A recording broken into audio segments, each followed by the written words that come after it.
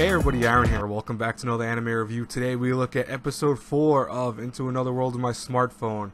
Which, yeah, you know what? I still like this show. I don't care. Like, I trust me, folks. Okay, listen. Let's just throw this on the table now. You know, this is a generic show by many definitions. I mean, we have an OP character. We have a harem of girls. Obviously, now with the new one with being the princess. You know, of the guy he saved. You know, we have a fantasy world, and we have obviously the Isekai genre going behind it. This is that type of show. But here's the thing, though. It's a fun show. I think people are expecting way too much out of this. Like, you know, I get everyone wants a new Sword Art. I get everyone wants a updated version of maybe like something like Grimgar, etc.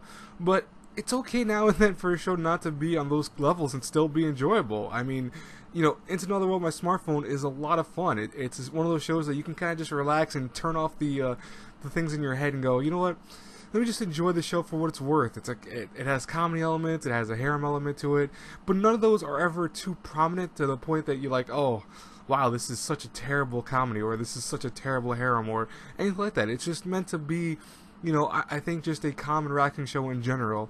And with this week's episode, that is even more cemented in the concept of, yeah, okay, so again, another girl added.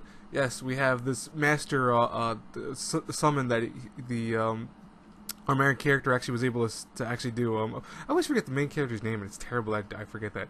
But the main character, because it's kind of like one of those names that you want to forget only because you just remember it. There's so many people that have his name, that same type of name. He summons like a giant white tiger near the end of the episode, and obviously because he's so powerful, because he's OP in this world, he's able to tame it, and you know, it becomes like a little tiny chibi like pet thing. We've seen this in almost every show that has one of these companion pet type things. Who cares? It's still fun. Enjoy the show for what it is, folks. I don't know what else to tell you. I mean, like, yes, the animation's okay, the music's okay, the voice acting's great. I think the voice acting is probably one of the better things of the show.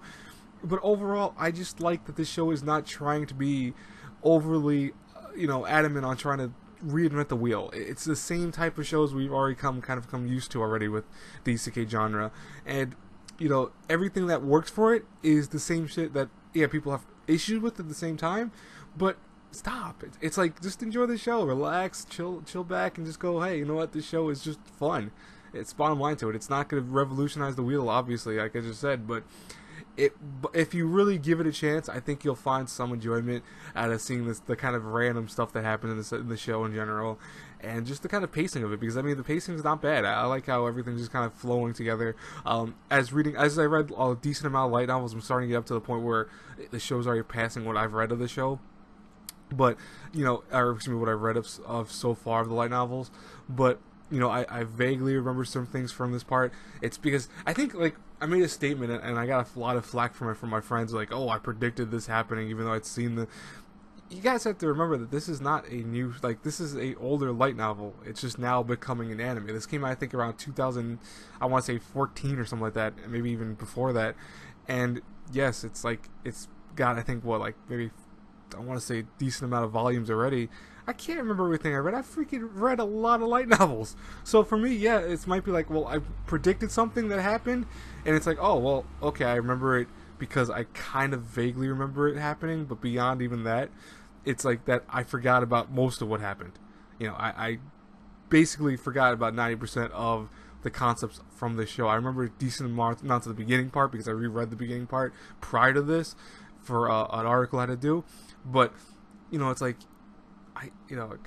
folks, it's, you know, like, big fucking deal that I said that stupid statement. I had like, a few of my friends give me flack, though. I'm like, I don't get it sometimes. People, I think, you know, the anime community is very weird sometimes when it comes to things. I'm part of the anime community, so I know I'm weird when it comes to things, too, but relax, right, when it comes to certain things, really. And I think with this show, that's the best statement to end on, is like, just let this show be and just enjoy it for what it is, folks. That's all I'm saying. Anyways, if you did, trust me, leave a comment. Tell me what you think of the show so far. I would love to know who stands with me on the show, who likes the show also like me. As always, guys and girls, I will talk to you later. I have Suzerain Children coming out probably in the next, like, 20 minutes. I'm actually going to go get food before I watch it, so I'll see you guys then. Have a good one, everyone. Bye-bye.